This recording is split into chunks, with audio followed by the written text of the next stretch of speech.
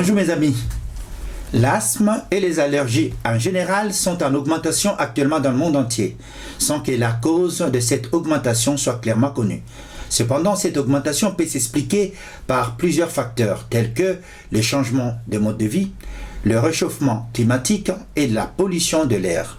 Avec plus de 4 millions de personnes touchées et 400 cas sévères, dont un tiers d'enfants chaque année, sans compter le nombre aussi élevé de cas d'asthme méconnus, c'est-à-dire le cas réel mais non diagnostiqué, cette maladie est à prendre au sérieux. Du fait que les responsables de près de 1000 décès chez les personnes de moins de 65 ans chaque année en France. D'ailleurs, au cours des 5 dernières années, le nombre d'hospitalisations pour asthme a augmenté, en particulier chez les enfants. Ce qui fait que c'est la première cause d'absentéisme scolaire. L'asthme est un problème de santé publique. L'asthme se définit comme une maladie inflammatoire du système respiratoire et plus particulièrement des bronches. Merci de partager et de vous abonner en appuyant sur la petite cloche afin de recevoir les notifications des nouvelles vidéos.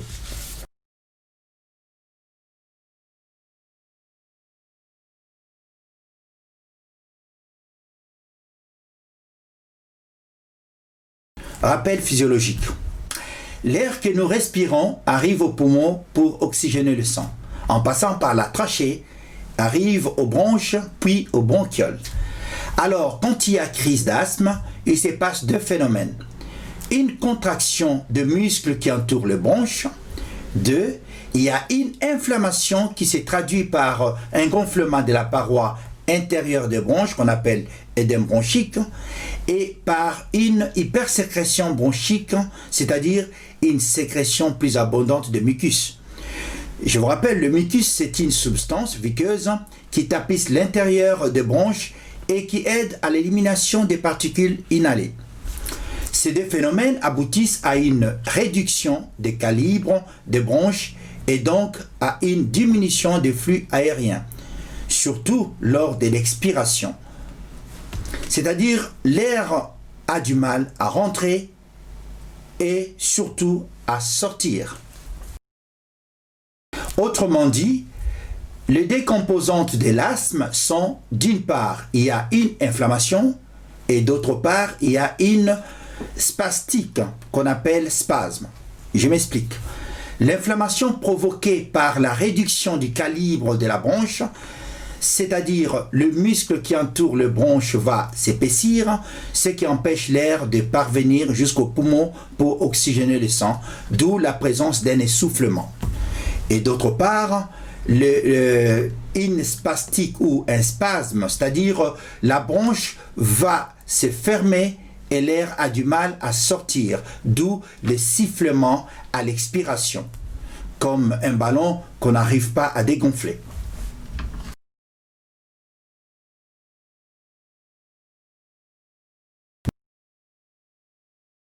D'abord, vous consultez votre médecin traitant et ensuite vous allez voir un pneumologue qui va effectuer une série d'examens tels que l'épreuve fonctionnelle respiratoire. Il va mesurer votre souffle à l'aide du spiromètre. Bref, il va procéder à faire un bilan pneumologique et allergologique afin de poser un bon diagnostic.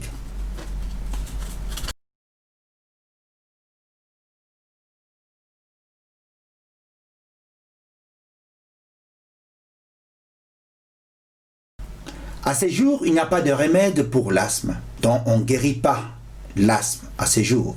Néanmoins, il y a des traitements de l'asthme disponibles qui peuvent aider à gérer les symptômes et empêcher l'apparition de crises d'asthme.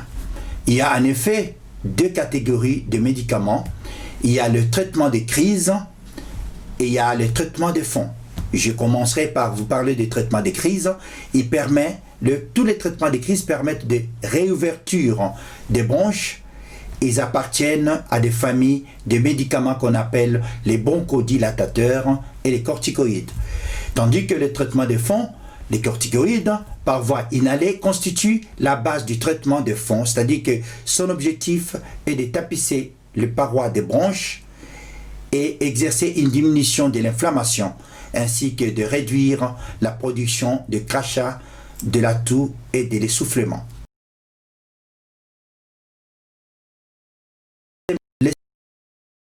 La toux sèche et puis avec crachat. La sensation d'une oppression thoracique, la dyspnée, c'est-à-dire la difficulté à respirer, la respiration sifflante qui se produit généralement lors de l'expiration, un essoufflement à l'effort ou une toux qui ne se passe pas. En général, les symptômes les plus fréquents de l'asthme, c'est la crise d'essoufflement aigu, la sensation de ne pas respirer à fond avec oppression thoracique. La toux peut être le seul signe de l'asthme. La survenue nocturne d'une toux, généralement à la même heure, vers 3h ou 4h du matin ou au moment de réveil. Il y a aussi la survenue lors de toux ou d'essoufflement lors de l'exercice physique, pendant la course de fond ou après l'arrêt d'un effort, tout avec essoufflement. Ce cas est très fréquent chez l'enfant.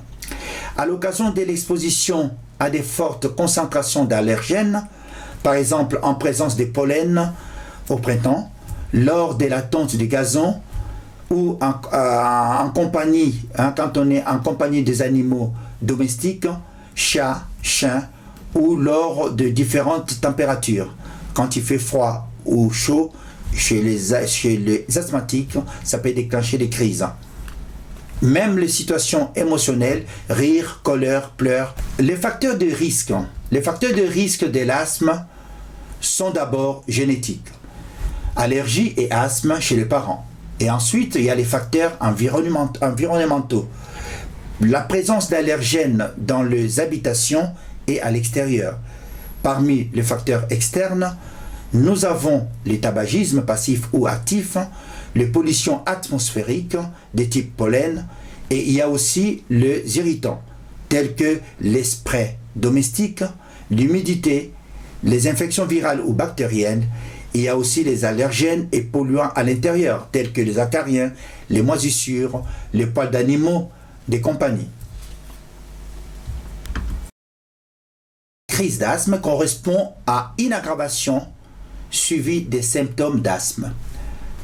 Parmi les symptômes, il y a la difficulté à la respiration, il y a la respiration qui devient sifflante à l'expiration, il y a la sensation d'oppression de la cage thoracique, difficulté de parler ou de s'exprimer, il y a la transpiration qui augmente et surtout l'accélération de battement du cœur. Cette crise est rapidement soulagée par la prise d'un traitement. Si au bout de 3 ou 4 bouffées, la crise ne passe pas, le mieux serait d'appeler les secours, car l'objectif du traitement est de dilater les bronches. Cependant, comme je vous ai dit, si vous faites 3 ou 4 bouffées et vous n'êtes pas soulagé, appelez les secours, appelez le 15, car il y a risque de manquer d'oxygène. La crise d'asthme est génératrice d'angoisse. Si dans votre entourage, il y a quelqu'un qui manifeste une crise d'asthme, surtout si c'est la première fois, mettez la personne en situation de sécurité, en situation confortable, c'est-à-dire en position demi-assise ou assise, et appelez les secours, le 15.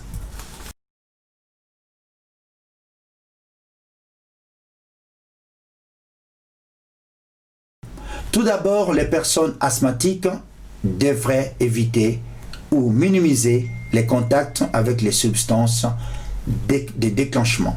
Par exemple, éviter les tapis dans la maison, éviter des moquettes, éviter les moisissures, les lieux humides, c'est-à-dire l'aménagement de l'espace de vie. Deuxièmement, il faut éviter le tabac ou les contacts avec les gens qui fument, car le tabagisme actif ou passif aggrave l'asthme du fait que la fumée du tabac accentue la fermeture des bronches et l'irritation qu'elle provoque augmente l'inflammation et la production des sécrétions. Une meilleure connaissance de soi et de la maladie, car l'asthme, engendre l'angoisse. Un contrôle plus efficace de ces émotions face au stress peuvent être un moyen efficace complémentaire du traitement, dont un moyen complémentaire du traitement médicamenteux pour contrôler la crise. Les techniques de relaxation telles que la sophrologie, la pratique du sport et la pratique du yoga peuvent aider à mieux vivre avec son anxiété. Notez bien que l'obésité semble augmenter les risques de l'asthme.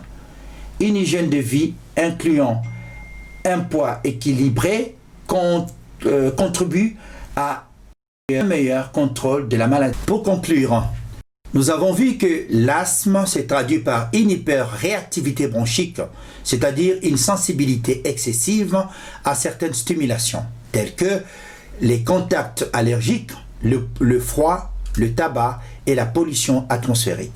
Néanmoins, nous savons maintenant que ce sont les facteurs environnementaux allergiques ou non allergiques qui sont à l'origine de l'inflammation des voies respiratoires.